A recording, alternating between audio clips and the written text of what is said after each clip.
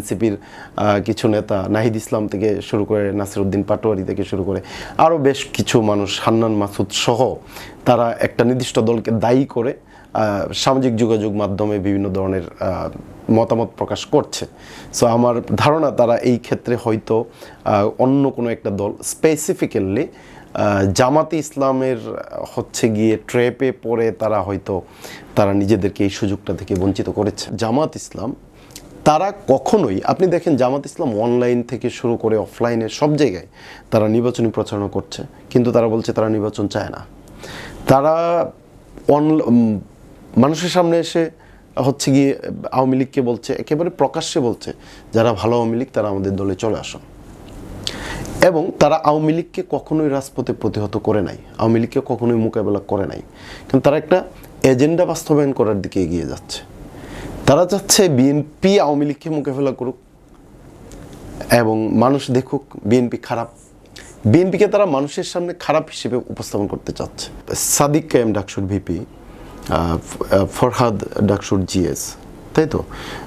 ওনাদের 5 তারিখের আগের পরিচয়টা কি ছিল আপনি বলেন তো, একটু বলবেন? আমি আপনার মুখ থেকে শুনতে চাচ্ছি। 5 তারিখের আগে তো ওনাদের কোনো পরিচয় জানতাম না।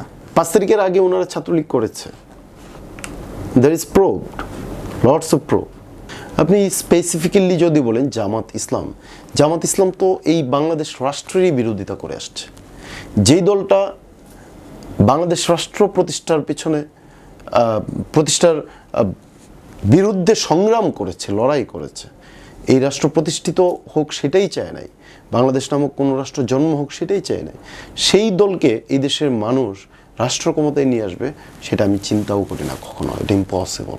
দেশের নাম্বার 1 ট্রেডিং অ্যাপ নিফটি ফার্স্টে পাচ্ছেন ট্রেডিং এর সব সুবিধা, dual exchange access, company analysis, portfolio তৈরি করা সহ আরও অনেক ইউনিক ফিচারের সাথে ট্রেড করতে ডাউনলোড করুন এক্ষুনি।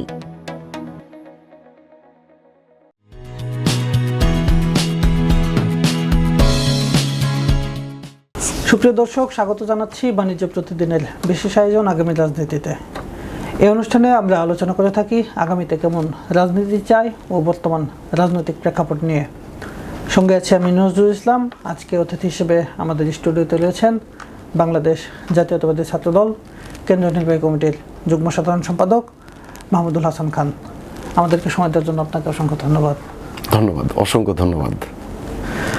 আজকে যেহেতু আপনাকে আমরা পেয়েছি সমসাময়িক কিছু রাজনৈতিক বিষয় এবং যেহেতু সামনে নির্বাচন নিয়ে কথা হচ্ছে, এই বিষয়গুলো নিয়ে আলোচনা করতে চাই। শুরুতেই জানতে চাই, জুলাই সনদ স্বাক্ষরিত হলো। এই জুলাই সনদের মূল দাবিদার ছিল শুরু থেকেই জাতীয় নাগরিক পার্টি, যেটি হচ্ছে গণঅভ্যুত্থানের যারা নেতৃত্ব দিয়েছিল সেই ছাত্রদের একটি রাজনৈতিক দল। তারা এই জুলাই সনদ স্বাক্ষর থেকে বিরত থেকেছে। তাদের যে দাবি সেটি হচ্ছে জুলাই সনদটিকে আইনি ভিত্তি দিতে হবে। বিএনপি সহ জামাত ইসলামী আইনি ভিত্তি চেয়েছিল, তবু যদিও তারা এই সনদে স্বাক্ষর করেছে। তো এখন এই বিষয়টিকে আপনি কিভাবে দেখছেন, সামগ্রিক বিষয়টিকে? আমি প্রথমেই বলবো, আসলে জুলাই যে অভ্যুত্থানটা হয়েছে এটা আসলে কোনো একক দলের কৃতিত্ব আমি এটা দিতে চাই না। জুলাইয়ে আসলে একেবারে প্রতিটা শ্রেণী, প্রতিটা পেশার মানুষ রাস্তায় বা রাজপথে নেমে এসেছিল। প্রত্যেকটা মানুষ actually they have raised their voice against the previous autocrat government. আপনার হচ্ছে এই দেশের প্রত্যেকটা মানুষ চেয়েছিল শেখ হাসিনার মতো একটা নির্দয় শাসকের এই দেশ থেকে বিতাড়িত হওয়া প্রয়োজন। সবাই এটা উপলব্ধি করেছিল, যে কারণে আপনি দেখবেন প্রত্যেকটা শ্রেণী পেশার মানুষ রাজপথে নেমে এসেছিল। ইভেন এই আন্দোলনে শিশুরাও রাজপথে নেমে এসেছিল। প্রায় 63 জনের মতো শিশু সম্ভবত মারা গিয়েছে রাজপথে। তো রিক্সাওয়ালা থেকে শুরু করে একেবারে elite class people to the lower class people, everyone was on the road. কেন? শেখ হাসিনাকে এই দেশকে বিতাড়িত করার জন্য। সো একক কোন দল হিসেবে আমি কাউকে কৃতিত্ব দিতে চাচ্ছি না। আপনি যেটা বললেন যে শেখ হাসিনাকে সরানোর জন্য, শুধুই কি শেখ হাসিনাকে সরানোর জন্যই কি এই আন্দোলনটা ছিল, নাকি একটা ভালো বাংলাদেশ, সুন্দর বাংলাদেশ বিনির্মাণ, যেখানে কোনো স্বৈরশাসক থাকবে না, যার অন্ততপক্ষে প্রত্যেকটা ব্যক্তি তার নিজস্ব ভোট প্রদান করতে পারবে, প্রত্যেকটা ছাত্র সংগঠনের কর্মীরা ক্যাম্পাসে তাদের স্বাভাবিক কার্যক্রম চালাতে পারবে, এই বিষয়গুলি হতো। এই সব কিছুর জন্যই প্রধান বাধাই ছিল শেখ হাসিনা। এই দেশের ভোটিং সিস্টেমটাকে ধ্বংস করে দেওয়া, এখন যদি এই আমি দেশের যদি প্রত্যেকটা চাই, ইনস্টিটিউটকে ধ্বংস করে দেওয়া, আমি যদি চাই যে- সবকিছু লিড দিয়েছে শেখ হাসিনা সামনে থেকে। সো প্রধান লক্ষ্য এটাই ছিল যে আমাদেরকে যে কোনো ভাবেই হোক শেখ হাসিনাকে বিতাড়িত করতে হবে। এরপরে কি?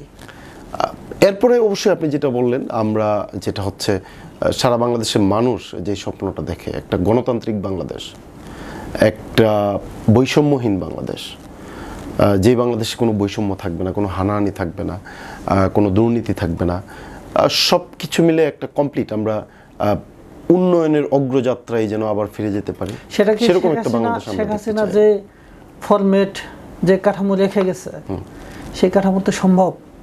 অবশ্যই না, অবশ্যই না। এই জন্য আমাদেরকে পুরোপুরি আমাদের কিছু কাঠামোগত চেঞ্জ আমাদের আনতে হবে। যে কারণেই কিন্তু আমরা এই গভর্নমেন্টকে, ইন্টারিম গভর্নমেন্ট যেটা আছে, তাদেরকে আমরা দীর্ঘদিন সময় দিয়েছি। ইলেকশনটা লাস্ট ইয়ার ডিসেম্বরের মধ্যে যদি হয়ে যেত, বিএনপি প্রথমে বলেছিল যে আমরা ইলেকশন 2024 ডিসেম্বরের মধ্যে চাই। আপনার নিশ্চয়ই মনে আছে। তো আমরা বেসিক্যালি তখনই ইলেকশনটা চেয়েছিলাম, কিন্তু আমরা দেখলাম যে দেশের মানুষ চাচ্ছে এই সরকারকে আরও কিছুদিন সময় দেওয়ার দরকার, কিছু সংস্কার আনা দরকার। কিছু সংস্কার আনার জন্য আমরা এই সরকারকে কিছুদিন সময় দিয়েছিলাম, এবং এইটা এখন তাদেরকে যথেষ্ট পরিমাণ সময় দেওয়া হয়েছে। বাট এই মুহূর্তে দেখা যাচ্ছে যে এই সরকার ক্রমেই ডে বাই ডে দুর্বল হয়ে আসছে। সুতরাং এখন আমাদের সামনে খুব দ্রুত একটা নির্বাচন দরকার, আর নির্বাচনের মাধ্যমে একটা গণতান্ত্রিক সরকার এই দেশে আসা এখন অতি প্রয়োজন বলে আমি মনে যেটি করছি। বলছিলাম যে জুলাই সনদের আইনি ভিত্তি, এইটা অ্যাকচুয়ালি ভাইয়া আমি মনে করি এনসিপির জন্য ইট ওয়াজ এ বিগেস্ট অপরচুনিটি। এই দেশের মানুষের সামনে বা এই দেশের মানুষের পাশে দাঁড়িয়ে তারা যে একটা রাজনৈতিক প্ল্যাটফর্ম তৈরি করেছে, সেটাকে অনেক ভালো একটা জায়গায় নিয়ে যাওয়ার একটা বিশাল একটা সুযোগ ছিল।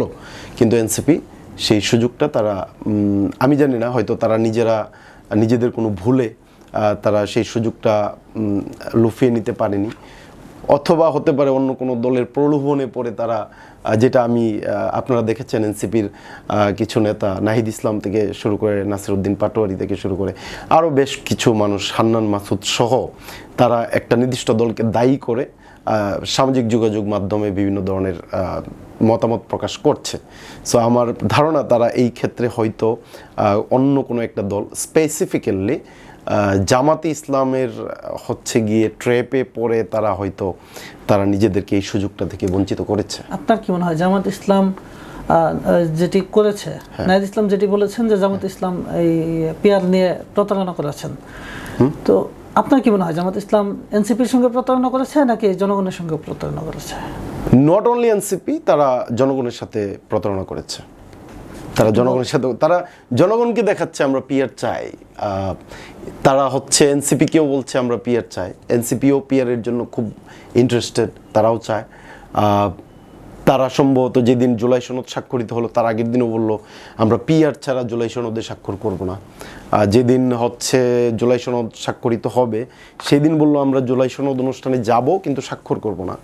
বাট ফাইনালি তারা ঠিকই তাদের দুজন নেতা সহ, গোলাম পারোয়ার সহ, তারা আরও একজন নেতা গিয়ে জুলাই সনদে স্বাক্ষর করলো। তারা সম্ভবত এনসিপিকে প্রলোভন দেখিয়েছিল যে তারাও যাবে না, তারাও জুলাই সনদে স্বাক্ষর করবে না। তো কিন্তু শেষমেশ জামাত ইসলাম সেটা আসলে করতে পারে নাই। আপনার হান্নান মাসুদ তো বলেছেই জামাত ইসলাম অনেকটা এরশাদের মতো। এই যে আপনি মুসকি হাসছেন, এই যে মুসকি হাসছেন, জামাত আর এনসিপির মধ্যে একটা ঝামেলা লেগেছে, আপনারা মনে করছেন যে তাদের মধ্যে জামাত বলছে এনসিপি তাদের সঙ্গে প্রতারণা করেছে, এনসিপি বলছে জামাত তাদের সঙ্গে প্রতারণা করেছে। আপনারা তো হাসছেন, মুসকি হাসছেন, আপনার মুখ দেখে বোঝা যাচ্ছে। তো বিএনপির মধ্যে নির্বাচন নিয়ে এত সংখ্যা কেন? বিএনপি মহাসচিব মির্জা ফখরুল ইসলাম আলমগীর বলেছেন যে কয়েকটি দল, কোনো দল চায় যে নির্বাচন যাতে না হয়, পিছিয়ে যায়। কেন এই সংখ্যা বিএনপির মধ্যে? এই সংখ্যাটা শুধু বিএনপির মধ্যে না, প্রধান উপদেষ্টা তো স্পষ্ট করে বলেছেন যে আগামী ফেব্রুয়ারি মাসে নির্বাচন অনুষ্ঠিত হবে। দেখেন, এই সংখ্যাটা শুধু বিএনপির মধ্যে না, এই সংখ্যাটা সারা বাংলাদেশের জনগণের মধ্যেই রয়েছে। কারণ এখনো পর্যন্ত নির্বাচনের নির্দিষ্ট কোনো ডেট দেয়া হয়নি, তফসিল কবে ঘোষণা হবে সেটার নির্দিষ্ট কোনো ডেট দেওয়া হয়নি, এখনও নির্বাচনী কোনো রোডম্যাপ আমরা সরকার থেকে পাইনি। যেহেতু এখনও নির্বাচনী কোনো রোডম্যাপ আমরা পাইনি, সেহেতু আমাদের একটা সংখ্যা থাকবেই। এবং জামাত সহ এনসিপি সহ, এনসিপির নাসিরউদ্দিন পাটোয়ারি কয়েকদিন আগেই সম্ভবত বললো যে তারা খুব সহজে পিআর ব্যবস্থা যদি চালু না করা হয় তাহলে তারা নির্বাচন হতে দিবে না। এনসিপির নেতারা এটা বারবার বলে আসছে তারা নির্বাচন হতে দিবে না, বিভিন্নভাবেই বিভিন্ন ইস্যু নিয়ে তারা থ্রেট করছে। কিছু হলেই তারা বলছে যে নির্বাচন হতে দেওয়া হবে না, নির্বাচনে আমরা বাধা দেব, বা ফেব্রুয়ারিতে নির্বাচন হবে না। এই ধরনের মন্তব্য আপনি এনসিপির অলমোস্ট প্রতিটা নেতার কাছ থেকে আপনি পাবেন, আপনি যদি একটু গত 10 দিন বা 15 দিন বা রেগুলারলি তারা এই কথাটা বলে যে তারা নির্বাচন খুব সহজে হতে দিবে না, এটা তারা জনসম্মুখেই বলে। সো ইয়েস, বিএনপির এই ডাউটটা থাকতেই পারে, এটা শুধু বিএনপির না, এটা সারা বাংলাদেশের মানুষের মধ্যে এই ডাউটটা রয়েছে। নির্বাচন যদি অনুষ্ঠিত হয়, সে নির্বাচন কতটুকু স্বচ্ছ হবে আপনার কি মনে হয়? কতটুকু স্বচ্ছ হবে এটা আমি এখনই বলতে পারবো না, কারণ আগে দেখতে হবে নির্বাচনের রোডম্যাপটা কিভাবে এই ইন্টারিম গভর্নমেন্ট জনগণের সামনে উপস্থাপন করছেন, তফসিল এবং তফসিল থেকে শুরু করে পরবর্তীতে নির্বাচনী কার্যক্রমগুলা নির্বাচন কমিশন কিভাবে করছে, সেইগুলো দেখে আমরা বলতে পারবো নির্বাচনটা কতটুকু সুষ্ঠু হতে পারে। বাট একজন সচেতন নাগরিক হিসেবে, একটা ছাত্র সংগঠনের কর্মী হিসেবে আমি চাইব এই দেশে একটা সুষ্ঠু, সুন্দর এবং লেভেল প্লেইং ফিল্ডে নির্বাচন অনুষ্ঠিত হোক। এই দেশের মানুষ দীর্ঘদিন ধরে নির্বাচনে কোনো ধরনের কোনো নির্বাচনে ভোট দিতে পারছে না। শুধু তাই না, এই দেশে আপনার 2008-এর পর থেকে যারাই ভোটার হয়েছে, নতুন ভোটার হয়েছে, তারা এখনও পর্যন্ত তাদের ভোটাধিকার প্রয়োগ করতে পারে নাই। কারণ 2014 সালে একটা বিনা ভোটের ইলেকশন হয়েছিল, 2018 সালে আপনি জানেন রাতের ভোটের ইলেকশন হয়েছে, এবং 2024-এ যেটা আমিডামি ইলেকশন হয়েছে। সো এইগুলোতে আসলে তো সাধারণ মানুষ বা বাংলাদেশের যে জনগণ তাদের অংশগ্রহণ ছিল না। সো একটা অভ্যুত্থানের মাধ্যমে যেহেতু আমরা দীর্ঘদিনের একটা ফ্যাসিস্ট সরকারকে এই দেশ থেকে বিতাড়িত করতে পেরেছি, সো আমাদের এখন প্রধান আকাঙ্ক্ষা থাকবে বাংলাদেশের মানুষকে একটা সুষ্ঠু, সুন্দর এবং ভালো নির্বাচন উপহার দেয়া, যেখানে মানুষ তাদের ভোটাধিকার প্রয়োগ করবে নির্ভয়ে, তারা তাদের পছন্দের প্রার্থীকে নির্ভয়ে ভোট কেন্দ্রে ভোট দিয়ে বেছে নিতে পারবে, সেটাই আমি চাই। এই নির্বাচন কি নতুন প্রজন্মের নেতৃত্বের সূচনা করতে পারবে আপনার কি মনে হয়? ডেফিনেটলি ইয়েস, আমি মনে করছি এটা নতুন প্রজন্মের নেতৃত্বের সূচনা করার একটা বিশাল একটা সুযোগ ছিল। এবং আমি মনে করি এনসিপির বিশাল একটা সুযোগ ছিল, এই সুযোগ মানে জনগণের কাছাকাছি যাওয়া। মানুষ, বিএনপির কি সুযোগ নাই? ডেফিনেটলি আছে, নতুন তরুণ প্রজন্মের নেতৃত্বের সামনে আনা অবশ্যই আছে, এবং বিএনপি এটা নিয়ে কাজ করছে, তরুণ প্রজন্মকে তারা অনেক বেশি প্রায়োরিটি দিচ্ছে। আপনার কি মনে হয় বিএনপি 3 আসনের মধ্যে যদি 3 আসনেই প্রার্থী দেয়, তরুণ কতজন দিতে পারে?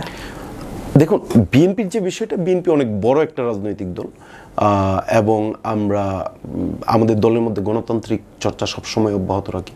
আমরা একটা গণতান্ত্রিক দল, আমরা গণতান্ত্রিক লড়াইয়ের মধ্য দিয়ে এই দলটার জন্ম হয়েছে এবং সারা জীবন গণতন্ত্র প্র্যাকটিস করে এসেছে। সো এইখানে আমরা যখন প্রার্থী দেবো, আপনি জানেন জামাত তারা অলরেডি 300 আসনে সম্ভবত প্রার্থী ঘোষণা করে দিয়েছে। আমরাও কাজ করছি, আমাদের পার্টি হাইকমান্ড প্রার্থী ঘোষণা নিয়ে কাজ করছে, তারা জনমত জরিপ করছে, প্রতিটা এলাকায় বিভিন্নভাবে ভেরিফিকেশন করা হচ্ছে। ভেরিফিকেশনের রেজাল্টের উপর যে এলাকায় এগিয়ে আছে সেখানে তাদেরকে ক্যান্ডিডেট করা হবে, এবং সেখানে যদি কোনো তরুণ কোনো নেতা উঠে আসার সুযোগ থাকে, বিএনপি সেটা সর্বোচ্চ গুরুত্ব সহকারে বিবেচনা করছে। আমি বিএনপি জামাতের বাইরে গিয়ে আওয়ামী লীগ নিয়ে আপনার সঙ্গে একটু কথা বলতে চাই। সারা দেশে দেখতে পাচ্ছি যে বিভিন্ন জায়গায়, জেলা শহরে আওয়ামী লীগের নেতাকর্মীরা ঝটিকা মিছিল করছে। তো রাজনীতিতে কি হতে চলেছে আপনার কি মনে হয়, কি হবে? দেখুন, আওয়ামী লীগ এই মুহূর্তে তো নিষিদ্ধ একটা দল। হ্যাঁ, তারা জুলাই অভ্যুত্থানে 2000-এর মতো মানুষকে তারা হত্যা করেছে, এবং আরও বেশ কয়েক হাজার মানুষকে তারা পঙ্গু করেছে। ইভেন তারা যখন ক্ষমতায় ছিল তখন গুম খুনের মতো মারাত্মক জঘন্য অপরাধ তারা সংগঠিত করছে। আওয়ামী লীগকে বিএনপি সবসময় রাজপথে মোকাবেলা করে এসেছে। তো অভ্যুত্থান পরবর্তী সময়ে যেটা হয়েছে, এখন তারা চাইবেই দিল্লি থেকে তাদেরকে বিভিন্নভাবে ফুয়েল দেওয়া হচ্ছে যেন রাজপথে নেমে আসা হয়, এবং বিভিন্নভাবে ষড়যন্ত্র করে আওয়ামী লীগের কিছু লোককে রাস্তায় নিয়ে আসা হচ্ছে। বাট তারা যে মিছিলগুলো করছে, এই মিছিলগুলো হচ্ছে 1 মিনিট, 1.5 মিনিট বা 2 মিনিটের, কোনোভাবে একটা ঝটিকা মিছিল করে তারা সরে যাচ্ছে। আপনি যদি খেয়াল করেন গণ অভ্যুত্থান পরবর্তী সময়ে তাদের মিছিল, তারা যখনই মিছিল নিয়ে রাস্তায় বের হয়েছে, বিএনপি সেটাকে হচ্ছে গিয়ে আপনার প্রতিহত করেছে। বিএনপির কেউ না কেউ রাস্তায় নেমে তাদেরকে প্রতিহত করেছে। আওয়ামী লীগ তখন মিছিল করতে পারেনি রাজপথে, বিএনপির যখন যেখানেই তারা মিছিল করেছে বিএনপি প্রতিহত করেছে।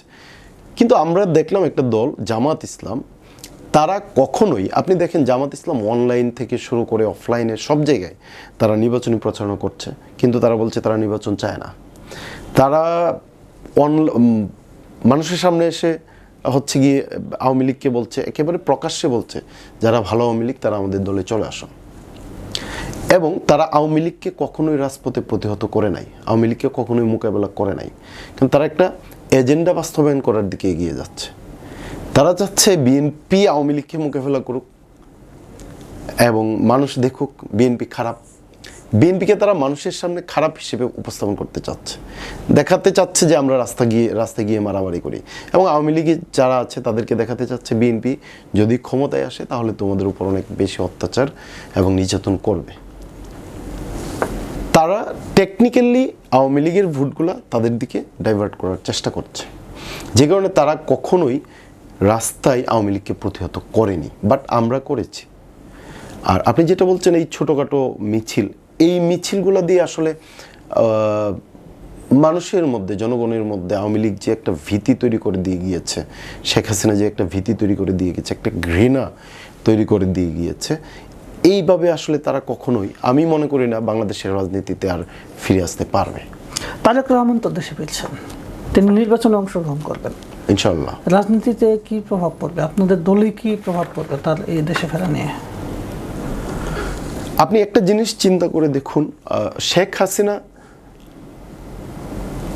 এহেন কোনো উপায় নাই যে চেষ্টা করে নাই বিএনপিটাকে ভেঙে ফেলার জন্য, বাট মিস্টার তারেক রহমান তিনি এই দলটাকে সবসময় সেফ রেখেছেন। 17 বছর বিএনপির হাজার হাজার নেতাকর্মী মারা গিয়েছে, হাজার হাজার নেতাকর্মী নির্যাতিত নিপীড়িত হয়েছে, গুম খুনের শিকার হয়েছে, কিন্তু একটা মানুষও বিএনপি ছেড়ে যায় নাই। কেন যায়নি? জনাব তারেক রহমানের জন্য। উনি এই দলটাকে একটা ছাতার নিচে একটা পরিবারের মতো করে রেখেছেন।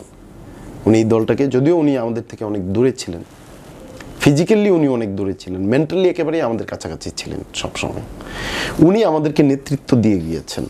উনি যখন দেশে আসবেন তখন আমাদের নেতাকর্মীদের মধ্যে একটা উচ্ছ্বাস, আনন্দ, মানে এটা হয়তো মানে কি বলবো, আমরা ভাষায় প্রকাশ করতে পারবো না।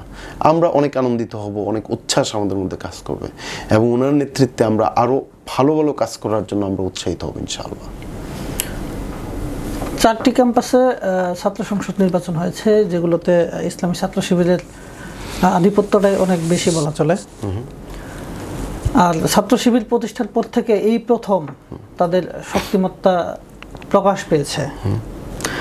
সামগ্রিকভাবে জাতীয় নির্বাচনে, যেহেতু ছাত্র শিবির জামাত ইসলামের একটি ছাত্র সংগঠন, জাতীয় নির্বাচনে কি এর কোনো প্রভাব পড়বে? আপনি কি মনে হয়? দেখুন, ঢাকা বিশ্ববিদ্যালয়ের 2 বারের ভিপি ছিলেন আমাদের মান্না ভাই, নাগরিক ঐক্যের সভাপতি মাহমুদুর রহমান মান্না। উনি বলেছেন ডাকসু বা ছাত্র সংসদ ইলেকশন, জাতীয় নির্বাচনে এটা কোনো প্রভাব পড়বে না। উনি 2 বার ভিপি ছিলেন। উনি 2 বার ভিপি হওয়ার পরে উনি কিন্তু এককভাবে কখনোই ওনার দলকে নিয়ে ওইরকম ভালো অবস্থায় যেতে পারেননি। আর উনি যেহেতু 2 বারের ভিপি হয়ে বলেছেন ছাত্র সংসদ ইলেকশনের সাথে জাতীয় ইলেকশনের কোনো রিলেশন নাই, সো আমি বলতেই পারি যেন ছাত্র সংসদ ইলেকশন এটা ন্যাশনাল ইলেকশনের উপর কোনো প্রভাব ফেলবে না। আর আপনি যেটা বললেন, সাদিক কায়েম ডাকসুর ভিপি, ফরহাদ ডাকসুর জিএস, তাই তো? ওনাদের 5 তারিখের আগের পরিচয়টা কি ছিল আপনি বলেন তো একটু। একটু বলবেন, আমি আপনার মুখ থেকে শুনতে না, চাচ্ছি। 5 তারিখের আগে তো ওনাদের কোনো পরিচয় জানতাম না। 5 তারিখের আগে ওনারা ছাত্রলীগ করেছে, there is proved, lots of proof. Sadik Kayem নিজে ছাত্রলীগ করেছে, SM ফরহাদ নিজে ছাত্রলীগ করেছে। তারা ছাত্রলীগ করে ক্যাম্পাসে ছিল, ক্যাম্পাসে সাধারণ ছাত্রছাত্রীদের সাথে মেশার সুযোগ পেয়েছে, হলে ছিল। অন্যদিকে আমাদের ছাত্রদল যারা করেছে, আমরা তো গুপ্ত সংগঠন না, আমরা আমাদের নিজের পরিচয় দিয়ে ক্যাম্পাসে, প্রত্যেকটা ক্যাম্পাসে, বাংলাদেশের প্রত্যেকটা ক্যাম্পাসে ছাত্রদল তার নিজস্ব পরিচয় দিয়ে রাজনীতি করেছে। একদিনের জন্যও আমরা আমাদের পরিচয় লুকিয়ে রাজনীতি করি নাই, যে কারণে আমরা কখনোই ক্যাম্পাসে ঢুকতে পারি নাই। আমরা ক্যাম্পাসে ঢুকলেই আমরা ছাত্রলীগের হামলার শিকার হয়েছি, বহুবার হামলার শিকার হয়েছি। এটা সারা বাংলাদেশের প্রত্যেকটা ক্যাম্পাসে আমরা হামলার শিকার হয়েছি। যেহেতু আমরা ক্যাম্পাসে ঢুকতে পারি নাই, আমরা হলে থাকতে পারি নাই, আমরা সাধারণ ছাত্রছাত্রীদের সাথে সম্পর্ক বিল্ড আপ করতে পারি নাই আগে থেকে। অন্যদিকে সাদিক কায়েম বা SM ফরহাদরা বা অন্যান্য বিশ্ববিদ্যালয় যেগুলো আছে, প্রত্যেকটা বিশ্ববিদ্যালয়ে যারা ছাত্র শিবির থেকে নির্বাচন করেছে, তারা সবাই ক্যাম্পাসে ছিল, হলে ছিল। হলে থেকে তারা সাধারণ ছাত্রছাত্রীদের সাথে আগে থেকেই তাদের একটা রিলেশন ছিল, একটা পরিচয় ছিল। স্বাভাবিকভাবে আপনি যাকে চিনেন না তাকে আপনি ভোট দেবেন না। আমাদের ওরকম পরিচয় ছিল না। আমরা সাধারণ ছাত্রছাত্রীদের সাথে আগে, আমরা যেহেতু হলে যেতে পারিনি, ক্যাম্পাসেই যেতে পারিনি, সেখানে আমরা সাধারণ ছাত্রছাত্রীদের সাথে রিলেশনশিপটা কীভাবে করব। তারা সেটা করতে পেরেছে, ছাত্রলীগের পরিচয় ছিল, তারা সাধারণ ছাত্রছাত্রীদের সাথে ভালো একটা সম্পর্ক করেছে আগে থেকেই, সেই হিসেবে তারা এখানে এগিয়ে গিয়েছে। কিন্তু এইটা জাতীয় রাজনীতিতে কোনোভাবে এটার ইম্প্যাক্ট পড়বে না। জাতীয় রাজনীতিতে কৃষক, শ্রমিক, জনতা সবাই মিলে ভোট দেবে, এখানে নির্দিষ্ট কোনো একক প্রফেশনাল ব্যক্তি ভোট দেবে না। বাংলাদেশ স্বাধীনতার পর থেকেই ইসলামপন্থী রাজনীতির একটা কোণঠাসা পরিস্থিতি ছিল, বা ইসলামপন্থী রাজনীতির প্রভাব আমরা জাতীয় রাজনীতিতে দেখি নাই। তো এই 5 আগস্ট পরবর্তী সময় আমরা দেখতে পাচ্ছি যে ইসলামিক দলগুলো অনেক বেশি উচ্ছ্বসিত। তারা দাবি করছে ক্ষমতায় যাবে, ক্ষমতায় যাওয়ার মতো তাদের শক্তি সামর্থ্য হয়ে গেছে। দেশে কি ইসলামী রাজনীতি নতুন করে জায়গা করে নিচ্ছে? আপনার কি মনে হয়? দেখুন, বাংলাদেশের মানুষ ধর্মভীরু কিন্তু ধর্মান্ধ নয়, আমি এটা বিশ্বাস করি। বাংলাদেশের মানুষ কখনোই কোনো ধর্মভিত্তিক রাজনৈতিক দলকে ক্ষমতায় নিয়ে আসবে না। আপনি স্পেসিফিক্যালি যদি বলেন জামাত ইসলাম, জামাত ইসলাম তো এই বাংলাদেশ রাষ্ট্রেরই বিরোধিতা করে আসছে। যেই দলটা বাংলাদেশ রাষ্ট্র প্রতিষ্ঠার পেছনে প্রতিষ্ঠার বিরুদ্ধে সংগ্রাম করেছে, লড়াই করেছে, এই রাষ্ট্র প্রতিষ্ঠিত হোক সেটাই চায় নাই, বাংলাদেশ নামক কোনো রাষ্ট্র জন্ম হোক সেটাই চায় নাই, সেই দলকে এই দেশের মানুষ রাষ্ট্র ক্ষমতায় নিয়ে আসবে সেটা আমি চিন্তাও করি না কখনো, এটা ইম্পসিবল। অনুষ্ঠানের একদম শেষ পর্যায়ে এসেছি। সর্বশেষ আপনার কাছে একটা বিষয় জানতে চাইব যে প্রধান উপদেষ্টা যখন যুক্তরাষ্ট্র সফরে গেলেন, সেখানে বিএনপি জামাতের বাইরে এনসিপিকে সঙ্গে করে নিয়ে গিয়েছিলেন প্রতিনিধি হিসেবে। তো এনসিপি কি বাংলাদেশে আসলে তৃতীয় রাজনৈতিক শক্তি হিসেবে আবির্ভূত হয়েছে কিনা? দেখুন, এনসিপির অনেক রাজনৈতিক দল ছিল, তো তৃতীয় রাজনৈতিক দল হিসেবে আবির্ভূত হওয়ার একটা বিশাল সুযোগ ছিল, কিন্তু আমি মনে করি তারা এটা আসলে এই সুযোগটা সদ্ব্যবহার করতে পারে নাই। কেন পারে নাই? তারা আসলে 5 তারিখের পর অভ্যুত্থান পরবর্তী সময় তারা মানুষের কাছে যাওয়ার চেয়ে বেশি প্রাধান্য দিয়েছে চাঁদাবাজি, বিভিন্ন দপ্তরের দখল নেওয়া, বিভিন্ন জায়গায় নিয়োগ বাণিজ্য করা, তারা এইগুলোতে অ্যাটেনশন বেশি দিয়েছে। আপনি যদি দেখেন এনসিপির যারা লিডার আছে তাদের লাইফস্টাইলে অনেক চেঞ্জ তারা নিয়ে এসেছে। বিএনপির অনেক নেতাকর্মী এটা আসলে মানুষ বিএনপির কোনো নেতাকর্মীর লাইফস্টাইল চেঞ্জ হয় না। আপনি দেখেন, আপনি আমাকে দুই একটা নাম বলেন। আপনি আমাকে দুই একটা নাম বলেন। চাঁদাবাজির বিভিন্ন জায়গায় অভিযোগ হচ্ছে, বহিষ্কার করা হচ্ছে। আমি লাইফস্টাইল চেঞ্জের সাথে ওটার আমি রিলেশন পাচ্ছি না। হ্যাঁ, আপনি যেটা বলেছেন চাঁদাবাজির অভিযোগ আছে, আমরা স্বীকার করছি। আমরা ইমিডিয়েটলি তাদের বিরুদ্ধে অ্যাকশন নিয়েছি, পার্টি থেকে তাদেরকে আমরা বহিষ্কার করেছি এবং তাদের বিরুদ্ধে আইনগত ব্যবস্থা নেওয়ার কথাও আমরা বলেছি। কিছু কিছু জায়গায় আমরা নিজেরাই আইনগত ব্যবস্থা নিয়েছি, আমাদের পার্টি থেকে আইনগত ব্যবস্থা নেওয়া হয়েছে। এবং আপনি আমাদের লিডারদের দেখেন, সিনিয়র লিডার থেকে শুরু করে ছাত্রদল, যুবদল, স্বেচ্ছাসেবক দল, আপনি স্পেসিফিক্যালি কাউকে দেখান যে যাদের লাইফস্টাইল চেঞ্জ হয়েছে আগের চেয়ে, আমি আমি আমি আমি সরি বলে নিব এই মন্তব্য করার জন্য, কিন্তু আপনি কাউকে দেখাইতে পারবেন না। কিন্তু আপনি এনসিপির কথা বলেন, আপনি প্রত্যেকটা, their all leaders, their lifestyle has been changed, এবং এটা বিশাল একটা চেঞ্জ আসছে। আপনি এটা সামাজিক যোগাযোগ মাধ্যম থেকে শুরু করে এদেশের যে কোনো মানুষ বিষয়টা এখন অনুধাবন করতে পারে এবং তারা জানে। সো তারা আসলে মানুষের কাছে যাওয়ার চেয়ে তারা বেশি প্রাধান্য দিয়েছে হয়তো নিজের সেলফ ডেভেলপমেন্টের প্রাধান্যটা বেশি দিয়েছে, যে কারণে এনসিপি দল হিসেবে আমরা যতটুকু এক্সপেক্ট করেছিলাম ততটুকু তারা ভালো করতে পারে নাই। এটা আসলে খুবই দুর্ভাগ্যের বিষয়। আমিও চেয়েছিলাম, ব্যক্তিগতভাবে চেয়েছিলাম এনসিপি দল হিসেবে ভালো করুক, বাট তারা সেটা করতে পারে নাই। সো তৃতীয় রাজনৈতিক দল হিসেবে প্রফেসর ডক্টর মোহাম্মদ ইউনূস হয়তো এনসিপিকে প্রাধান্য দেয়, উনি হয়তো ওনার মধ্যে একটা সফট কর্নার আছে ওদের প্রতি, সেই জন্য হয়তো প্রাধান্য দেয়। কিন্তু তৃতীয় বৃহৎ রাজনৈতিক দল হয়ে ওঠার মতো শক্তি, সামর্থ্য, বিশ্বাস কোনোটাই আমি তাদের মধ্যে দেখি না। ছাত্রদলের অবস্থান কেমন এখন?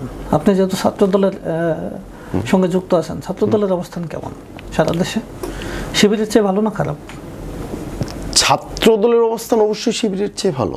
এই সংগঠনটা আপনার বাংলাদেশের যে কোনো প্রয়োজনে, যে কোনো সংকটে তারা রাজপথে সবসময় সবার আগে রক্ত দিয়েছে এবং সংগ্রাম করেছে, আগেও করেছে, এখনও করেছে। সেটা আপনার সেই 1990-এর গণ অভ্যুত্থান বলেন, শেখ হাসিনা বিরোধী আন্দোলন বলেন, 2024-এর গণ অভ্যুত্থান বলেন। 2024-এর গণ অভ্যুত্থানে ছাত্রদল থেকে 144 জন নেতাকর্মী সরাসরি রাজপথে মৃত্যুবরণ করেছে। সুতরাং আর ছাত্রদলের অবস্থান যদি বলেন, আপনি জানেন কিনা জানি না, ছাত্রদল এখন আমরা টিম ওয়াইজ বিভিন্ন জেলায় যাচ্ছি, বিভিন্ন শিক্ষা প্রতিষ্ঠানে কমিটি করছি, একেবারে তৃণমূল পর্যায় থেকে শুরু করে আমরা ছাত্রদল নিয়ে কাজ করছি। এবং ছাত্রদল অবশ্যই সব সময়ের মতোই ছাত্রদল সারা বাংলাদেশের ছাত্রদের হৃদয়ে অনেক ভালো একটা অবস্থান নিয়ে আছে। আমাদেরকে সময় দেওয়ার জন্য আপনাকে অসংখ্য ধন্যবাদ। আপনাকে অসংখ্য ধন্যবাদ। দর্শক, বাণিজ্য প্রতিদিনের বিশেষ আয়োজন আগামী রাজনীতিতে এতক্ষণ আমাদের সঙ্গে সংযুক্ত থাকার জন্য আপনাদের সবাইকে অসংখ্য ধন্যবাদ। পরবর্তীতে আপনাদের সঙ্গে আবারও দেখা হবে অন্য কোনো অতিথির সঙ্গে। সে পর্যন্ত সুস্থ থাকুন, ভালো থাকুন, আল্লাহ হাফেজ।